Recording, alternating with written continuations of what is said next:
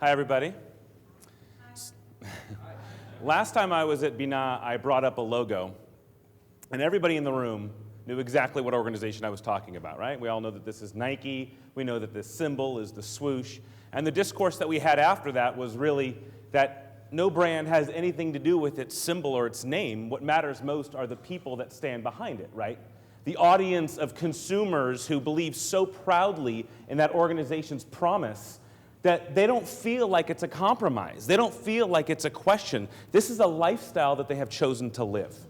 And when I say that a brand is not a logo, I implore you to consider that no one has ever purchased an automobile because of the emblem on its hood. If you really think about it, are any of these emblems better than the ones next to them? Not necessarily. I mean, these are not groundbreaking pieces of art. They're just icons that represent a community of people who see things the same way. Now, it just so happens that in the sort of political world, we call this a nation, right? A nation is a group of people that has a name. They usually have a symbol. They usually have a common language or a location that is common, a citizen style, a profile, a common history, beliefs, a way of life, maybe even consistent enemies, reoccurring events like holidays. Well, welcome to the Raider Nation, all right? And it sounds really silly, but the Oakland Raiders are just a team of sweaty uniforms paid to play in a certain neighborhood and represent that community. And they are the foundation for the Raider Nation. And you might joke and say, like, come on, this is ridiculous, this is just a football team. But no, dear friends, there are people all over the planet who desperately are in love with the Raiders. It is the way in which they communicate with the world. So if we can do it for a made-up team like this, I think that we can do it for a country. In order to understand how we're going to do it for the state of Israel, you have to understand what it means to build a brand. In order to do that, I'm going to bring up another example, and then I'm going to share a definition with you. When I was with you again last time, I also introduced you to Mercedes-Benz, which most people in the room had no idea was a propeller, because Mercedes-Benz made boats and airplanes and cars all at one point, which they all had propellers in them, interestingly enough. Nobody cared. The fact is that when you walk into a Mercedes-Benz dealership, who is standing there? Who is standing there waiting to answer your questions? Is it your 18-year-old cousin who knows so much about Mercedes-Benz engines? I mean, every single finite detail? It is not. It is not that individual, not because of their knowledge, but because you want to buy from someone like you. You want someone who has common values. You want someone who knows how to wear a suit, knows what an honest day's work looks like, know what an education is supposed to imply, right? That is why Mercedes-Benz does not leave their dealerships to chance. They don't hope that some 18-year-old can connect with a 45-year-old who feels accomplished in life. They actually bring their equivalent to the stage. If we are going to try to connect with the world and help the world understand what Israel's place is, we have to play the game.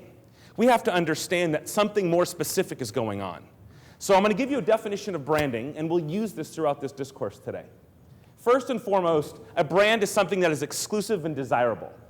Process what that means. Exclusive, unlike anyone else. Desirable, created in a way that a market can receive the message. I want it. I desire it. This makes sense to me. Please bring it into my consciousness, right?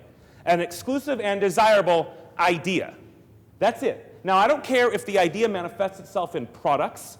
You can absolutely brand a Subway sandwich, right? A product. You can brand a place. Hollywood, California, not a city. Venice Beach, a territory, but kind of like a place where hippies live. Orange County, California. I mean, what is that really, right? It's just a territory that people are referring to by consistent terminology. So, you can also brand services. Can't you brand a consulting firm? Deloitte and Touche, Accenture. These are absolute service providers. Branded law firms can be branded. And lastly, you can brand a type of person, a people, a community, or a combination of sensations. I think Disneyland has created a combination of sensations when you walk into Main Street, USA. But what I want to show you is if you can figure out what that idea is, that core concept that defines the reason why the market is going to pay attention to you, if you can figure out what that idea is, 3 magnificent things will transpire. First, you will start to inform the market's perception of your product. You'll actually start to change the way that they see what is going on, altering their definition of the scenario. Once you have done that, then you can start to influence what it is that they prefer. meaning that once they're about to make a choice, they'll sway in your favor because of it. And once you consistently deliver on the promise that you've made them, consistently delivered over time, eventually you can command their loyalty in the sense that they will not forget who you are. The best example of this today is what Starbucks has managed to do. Not the best tasting coffee in the world, not the cheapest, not the fastest, right? Not the best customer service. How is it that it absolutely rules this planet in coffee production, in distribution? Well, first they said, we want to change the way that people perceive coffee consumption. It clearly wasn't about where. You think about when you used to have coffee, it was in this super crappy coffee shop, right? The person assisting you was upset with her job. The mugs were dirty. You could never tell if it was decaf or regular. Remember how that was? And remember when it was 25 cents a cup? That is no longer the case. You now pay $4.50 for a custom-made utility handed you by a barista. Just consider what they did. They changed your perception of what coffee consumption was supposed to feel like. And in the end, they ultimately have influenced what you prefer. Even though you don't think it's the fastest, the cheapest, the best tasting, you still choose to go to Starbucks. That choice is influenced by their communications, by their actions, to the degree that a lot of people in this room have the Starbucks app on their mobile phone. You don't need to see a billboard. You don't need a coupon. You don't need a discount in store. You are committed to the cause because the promise about that cause was consistently delivered over time. Starbucks knows that they are not selling you coffee. They're selling you a third place. Not your home, not your office, but that third place where you can cold kick it with your peeps, right? Wherever it is you need to do, study, read, hang out, Starbucks is that consistent third place in your life. That's why they changed your perception of how coffee was supposed to be consumed, ultimately influencing what you prefer, and now they're at a point where you're absolutely loyal. So, let's talk about that idea that's going to influence preference. That is the only thing we should be concerning ourselves with. What is the concept about the state of Israel that is going to influence how people think about the brand and ultimately influence their preference for it? In order to understand how this mechanism works, you need to know that advertising, marketing, and public relations are not the same thing. They are incredibly, incredibly different. Let's talk about what advertising feels like for a second. A billboard on the side of the freeway is an advertisement. A magazine, as you're flipping through it, those inserts that you pay no attention to, that is an advertisement. When you are listening to the radio in the car, they broadcast some commercial, that is an advertisement. Even though those things functionally feel different, they are exactly the same thing for this reason.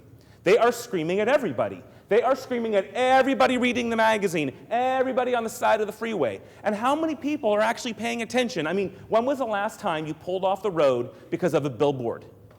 Come on. When was the last time you tore something out of a magazine and went to the mall to acquire it? You don't remember, right? Because that's not the intention of advertising. Advertising is supposed to be an incredibly brief but indirect message screamed at everyone in earshot. Hey, everybody, listen to what I'm doing. Hey, everybody, listen to what I'm doing. Eventually, you're going to go numb, right? But a message, a brief concept, will wedge its way into your consciousness. We have always known that breakfast is called breakfast, lunch is called lunch, dinner is called dinner. Then there's that meal between lunch and breakfast, which we call brunch, right? Some of us joke about the one between lunch and dinner. We call it dunch. Okay, well, we realize that there's actually no term for the meal after dinner. So Taco Bell said, great, we're going to call it fourth meal. And I will tell you, I've spoken in a lot of high schools lately, fourth meal is what they call what they eat after dinner. Because all Taco Bell did was create a very concise, resonant message and repeatedly screaming at everybody so that eventually someone who's like, wow, it's 9 p.m. and I'm hungry, what do I call this state of being? They now have a descriptor. That's the intention of advertising, taking an exceptionally brief concept and repeatedly shoving it into the mind of your market. But advertising does not stand alone. It is part of a whole communication system. For example, marketing as another ingredient in that. Marketing might be a brochure. Someone walks into your store, you hand them a brochure, that rich base of content. Your website is a perfect example of marketing. Not anyone's going to go there. Someone who already knows they're interested, right? When you walk into a grocery store and they give you free samples, are they feeding the neighborhood? No. Only people who are there to buy groceries, yes? Hence, they're giving you a snack. You're probably more likely to buy it because of that. Marketing is very specific because it's not screaming at everybody like advertising is. Marketing is, I know something very specifically about you. You have expressed interest in my institution, in my organization, my country, etc. Therefore, here's some richer content. Here's that brochure. Here's that website, etc. You understand the difference between advertising and marketing now? All right, let's talk about public relations. Everybody says that Israel has a PR problem, and I disagree. Public relations is different from advertising and marketing because of the people that it communicates to. You take the organization, me, my corporation, and I write an annual report to investors. I author a newsletter to people who are already my customers and already love my business. I gather my employees. I tell them what my company is up to. All of those actions are called public relations. When I call an editor of a magazine and I say, I have this press release for you, it tells you what it is that's going on in my business. Will you read it and maybe write about it? That is the exact same thing as calling my employees together or putting an annual report together for my investors. Why are these things the same? They're the same because everybody that I'm talking to is already in. They're already my employees. They're already my investors. They already care about what it is that I'm saying. So why do I want to communicate to them? Why do we want to communicate to the people that are already listening, have already sworn allegiance? Because they are our best advocates. We want to learn from other people, not from advertising, not from marketing. Advertising and marketing are necessary channels. Public relations is that influence between a third party and the market. Public relations is not the attempt to market at somebody. Public relations is the attempt to influence the people they listen to, the editors, the bloggers, the investors, the employees. That's what public relations is. When I talk about brand strategy, when I talk about Israel's challenge, what I'm talking about is the core concept, the single idea that links every one of these communications. Remember, advertising is just the screaming. Marketing is just the direct communications. Public relations is just teasing those that are already listening. But those aren't the ideas. Those are the communication channels. We need to talk about the idea. We need to figure out what the national brand strategy is for the state of Israel. When we say national brand strategy, it will manifest itself in advertising, marketing, and public relations. But we cannot do trade promotion. We cannot effectively communicate around our elections. We can't create state addresses if we don't know exactly who we are and why we matter first. Because we cannot consistently answer that question, Israel is terrible at communicating its brand. Now, when I say nation brand, let's just consider what some of the ingredients are for a second. When I say a nation brand, you might take the United States, but what is the United States really made up of, right? Is it just our territories? I think that it is not. It is a combination of assets, right? The type of people that live here, the trade that we execute, the freedom of philosophy that exists here, our politics, our music, our family. These are the things that in aggregate create the perception of the United States of America. So when I talk about a nation's brand, there's a lot of things that you can talk about. You can talk specifically about trade or governance or culture. Let's try it on and see, all right? First, let's take trade. As we know, in the United States especially, when something has been made in China, it has a cheap affiliation, right? We've always thought that it was low quality, even though it's been tested to prove to be as good, if not better. So what did China decide to do? They said, if you've got a problem with Chinese manufacturing, then you do not have a problem with Chinese design. And so now what China is doing is they're actually creating labels designed in China, made in Italy. Fine, if you have an issue with the production process, now you can laugh at this, or you can consider this an exceptional orchestration of perception. If you think that China makes low-quality things, then we are going to get out of the manufacturing and into the idea business. And for a lot of people, most people not in this room, it works beautifully well. This is an orchestration of brand persona using trade. Let's try governance for a second. Can you take two groups of people, North Korea and South Korea, that have exactly the same history, culture, language, and people? Can you take those identical ingredients and create two nations? I think that you can. And it might be politics that drives them into differences, right? It might be that we choose to be, or we're forced to be communist, and we choose to be democratic, and that's fine, but you realize that genetically they're technically the same people. This is proof that nations can be created on political philosophy alone. All right, let's try culture. What do I mean by culture? Well, if you don't know what this is the United Kingdom. And the United Kingdom has an incredible array of content channels. For example, the BBC or The Office or Pop Idol or Who Wants to Be a Millionaire.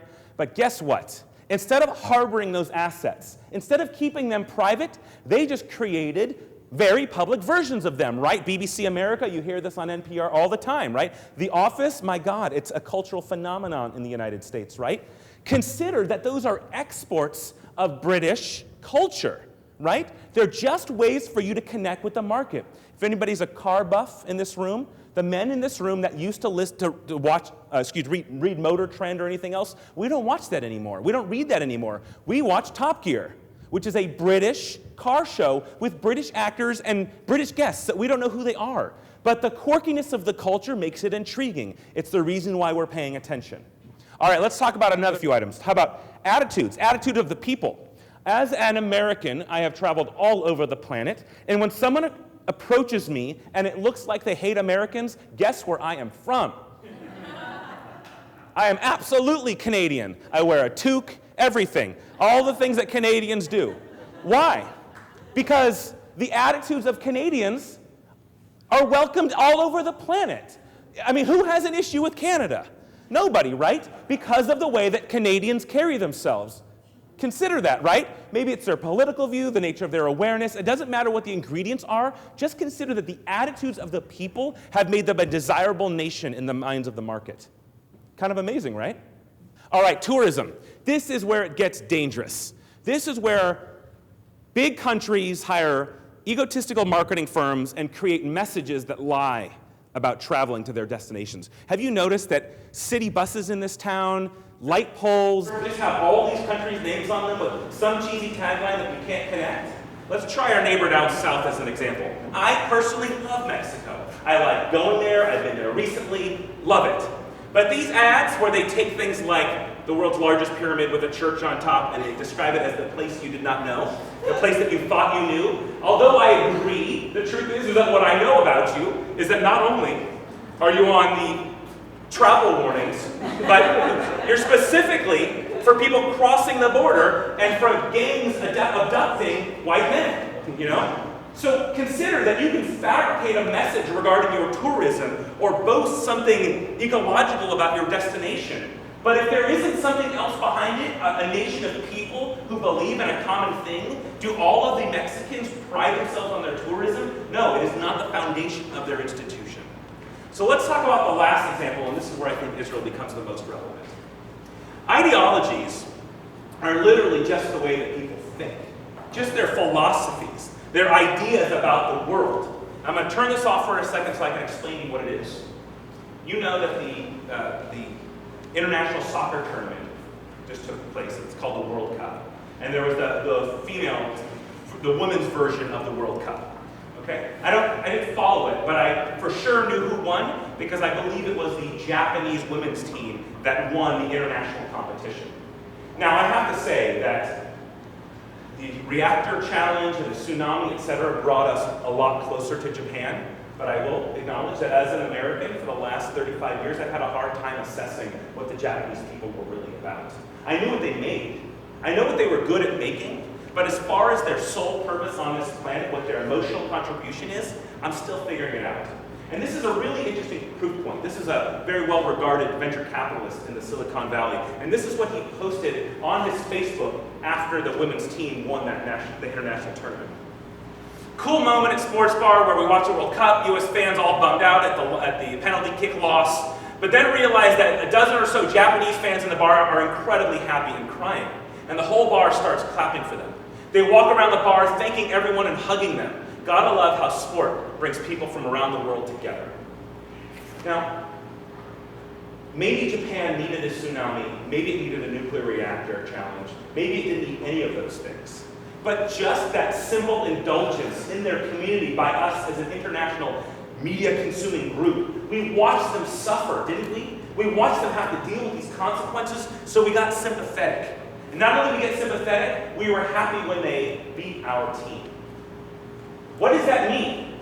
That means that we finally have a connection with the Japanese people.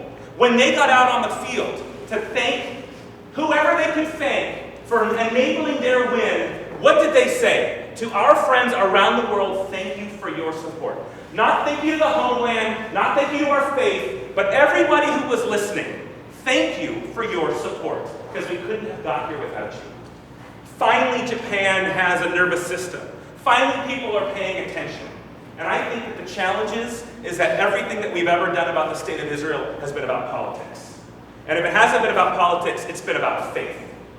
So I want you to back out for a second and recognize what's going on, at least in the United States. We're traveling a lot lately, Vegas, Orlando, Chicago, all over, Texas, name it, I've been there in the last month. We've been internationally as well. I think that this economy has reset cultural boundaries. I think that what's happening is what I'm going to call the Great Integration.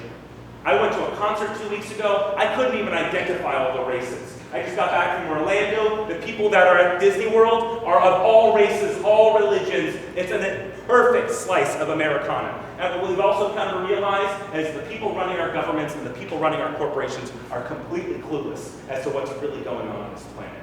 So what's happening is the masses, all of us, the ones who are willing to work hard and believe in ourselves, are integrating as Americans. We are working together and acknowledging our common objectives. That's what I'm going to call the Great Integration. But what's amazing about this Great Integration is that this isn't the only place where it has happened. Not only is it not the only place that it has happened, my in-laws are from Morocco and technically South America via Eastern Europe. What is Israel but a massive amalgamation of races and cultures with simply a common philosophy, a will to live in liberty, to have democracy reign no matter what you are or where you have come from. Israel is a case study for the world's integration. This is what needs to happen. And don't give me this, well, the youth are tenting, or our borders are weak. All borders are weak. All countries are having challenges. Arab nations are crumbling around us. France is about to go into debt. Greece, Italy, Portugal, you want to keep bringing up institutions that are having a hard time running themselves? Take a look at what Israel has done in 60 years. From zero economy to first world economy, pushing back the desert, international trade. There's something else going on here which is a proof of societal integration. And until we pick a way to describe to the world what Israel is that is not political and is not religious, the world will not listen. That is what I think our challenge is. Israel is the proof of the world's ability to integrate. It is not about the faith of its people.